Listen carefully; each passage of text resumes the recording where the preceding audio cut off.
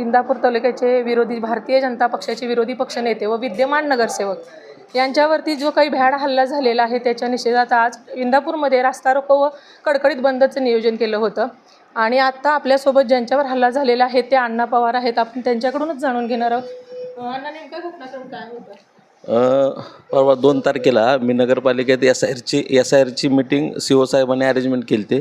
तर आम्ही सगळं इंदापूर नगर परिषदचे सर्व सन्मान्य सदस्य एकूण 23 जण, नगराध्यक्ष उपनगराध्यक्ष आम्ही तिथं मीटिंग हॉलला सभागृहात आम्ही मीटिंग चालू होते. त्या मीटिंग चालू असताना तिथं जवळजवळ एक पावणे 2 तास तिथं मुलं तोंडाला बांधून तिथं आम्ही परत CCTVत बघितल्यानंतर आमच्या लक्षात आलं की तिथं ते रेकी करत होते, जिन्यात बसत होते. सार्वजनिक तिथं नगर परिषदचे एक मुतारे आहे, त्या मुताऱ्याच्या ठिकाणी ती लोक सगळे तिथं पोरं बसलेले होते आणि आमच्या काय असं लक्षात आलं नाही तोंडाला बांधल्यामुळं. आणि मी तिथून माझं तिथलं काम उरकून 1:15च्या दरम्यान आम्ही शिवाजी महाराजांच्या पुतळ्यापाशी दुसरा एक सदस्य नगरसेवक सुधाकर ढगे यांच्याबरोबर मी तहसील ऑफिसला काम होतं म्हणून मी तिथनं निघालो. तर तिथं निघाल्यानंतर एक 4 तिथं मुलं आल्यानंतर त्यांनी मला एक चापट मारली. मी म्हणलं, बाबा कशासाठी मारतोय?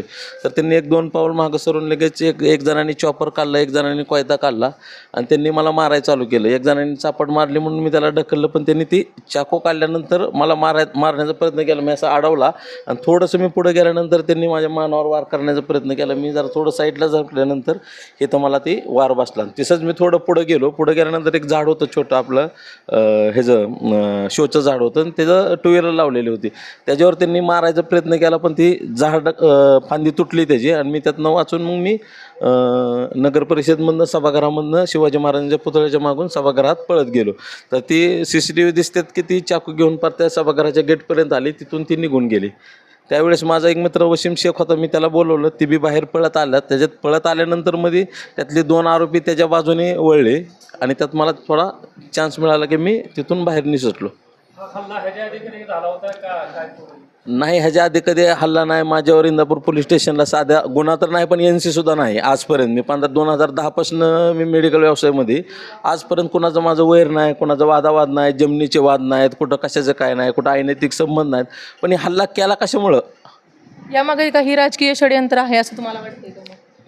नाही, असं काही सांगू शकत नाही. जोपर्यंत ते आरोपी जर मिळत नाहीत तर ह्याच्या मागं मास्टर माइंड कोण आहे ती कसं सांगणार आहे? सत्तेत असणाऱ्या लोकप्रतिनिधींची ही अवस्था आहे, तर जनसामान्यांच्या सुरक्षेचं काय मग याबद्दल? आता पोलीस प्रशासनाने ह्याच्यावर एक मोकोका अंतर्गत कारवाई करावी.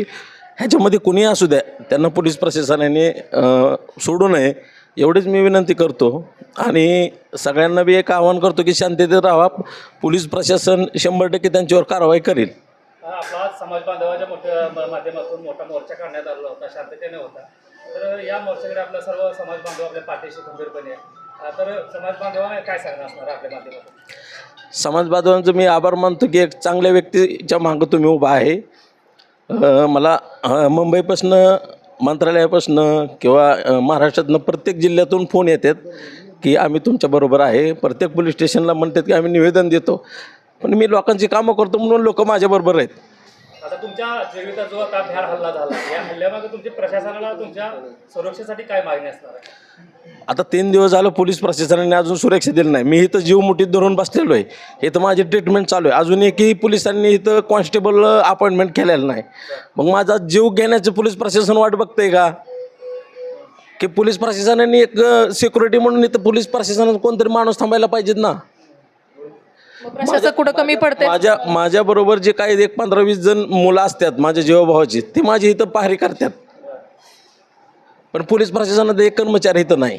यामध्ये राजकारण केलं जातं असं वाटतं तुम्हाला? काय आता ते तपास झाल्यानंतर लक्ष देण्याच्या ह्याच्यात कोण राजकारण करते का काय करते? PIने आता सांगितलं की जे आरोपी आहेत आम्ही आरोपींना लवकरात लवकर अरेस्ट करू, त्याच्या पद्धतीने तपास चालू आहे. आपल्याला काय वाटतं? डोळे नाही, आता पोलीस प्रशासन काम करेल, त्याचं ते काम करेल, अटक करतील. आमचे नेते आहेत तिथं, TV वर SP साहेबांना वगैरे बोलून पुढं आम्ही सगळे समाजाच्या वतीने आंदोलन करणारच आहे. त्यांना कडक शिक्षा व्हायला पाहिजेत सगळ्यांची मान्य आहे, माझी मागणी. तुम्ही आता इथं जे उपचार घेता इथं सेफमध्ये आहे असं वाटतं का? आता इथं माझे सगळे जीवाभावाचे 15-20 जण पोर असतात कंटिन्यू, रात्रभर ते इथं माझ्याबरोबर झोपतात. इथं जर शासनाचा माणूस जर कोण सशस्त्रधारी कोण जर इथं नसला अपॉइंटमेंट, तर त्या हल्लेखोरांना काही तर मोकळंच आहे, कुणी येऊन मारून जातील ना परत. प्रामुख्याने काय मागणी आहे? प्रामुख्याने मागणी की पोलीस प्रशासनाने आरोपी अटक होत नाही तर प्रोटेक्शन द्यावं आणि आम्ही SP साहेबांना विनंती करणार आहे की एक अंगरक्षक आम्हाला अपॉइंटमेंट करून द्यावा त्यांनी. श्री कृषी मंत्री दत्तात्रय मामा भरणे आहेत, जे इंदापूर तालुक्याचे नगरसेवक आहेत त्यांच्यावरती जो भ्याड हल्ला झालेला आहे त्यांना सदिच्छा भेट देण्यासाठी हॉस्पिटलमध्ये आलेले आहेत. मामा, एकंदरीत दिवसाढवळ्या नगरसेवकांवरती हल्ला झालेला आहे, याकडे आपण कसं बघताय? नाही, याकडं कसं बघता म्हणण्यापेक्षा इंदापूरला ही आमची अशी कधीच पद्धत नाही किंवा असं इंदापूरला कधीच इथं होत नाही. परंतु ज्यांनी हल्ला केला, आता मी स्वतः भेटायला आपल्या अण्णांना आलेलो आहे.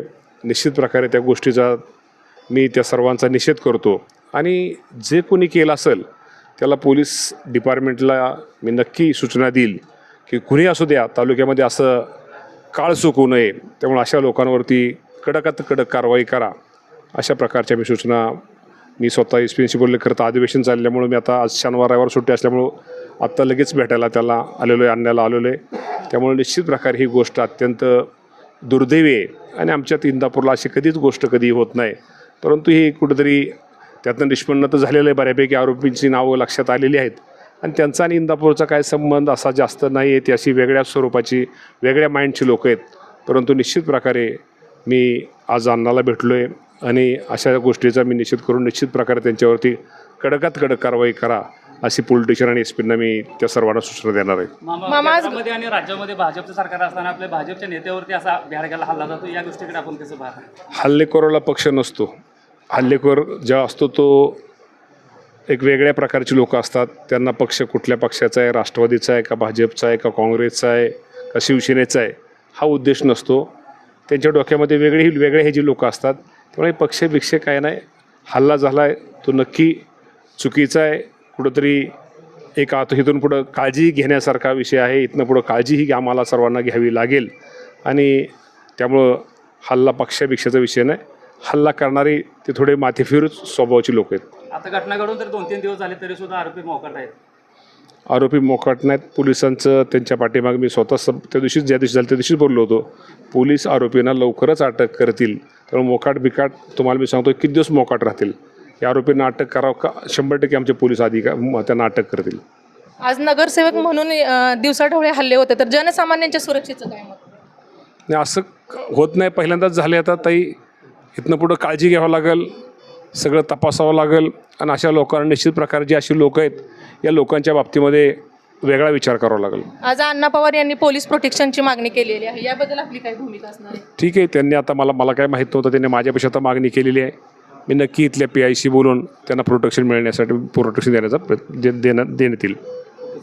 जास्त कडक कारवाई, शिस्तीची कारवाई करेल याचं मी तुम्हाला आश्वासन देतो. तसंच या गुन्ह्यासंदर्भात आम्ही परवापासून आरोपींच्या मागावर आहे. भरपूर प्रमाणात LCBची टीम आहे, आमची स्वतःची DB टीम आहे. सर्व त्यांचा शोध घेत आहेत. टेक्निकल गोष्टीमध्ये आम्हाला काही अडचणी आहेत, त्यामुळे त्यांचा अजून काही शोध लागलेला नाही. पण मी खात्रीनं सांगतो की याच्यामध्ये आम्ही आरोपींचा शोध घेऊ आणि जसं तुमची मागणी आहे की याच्यामध्ये मुख्य कारण काय आहे किंवा काय आहे त्याचा आम्ही कटाक्षानं शोध घेऊन ते निष्पन्न करण्याचा प्रयत्न करू. दुसरा विषय आहे की संरक्षणाबाबतचा, तुम्ही मला त्याच्याबद्दल मी वरिष्ठांशी बोलून त्याबद्दल योग्य तो निर्णय आपल्याला कळेल.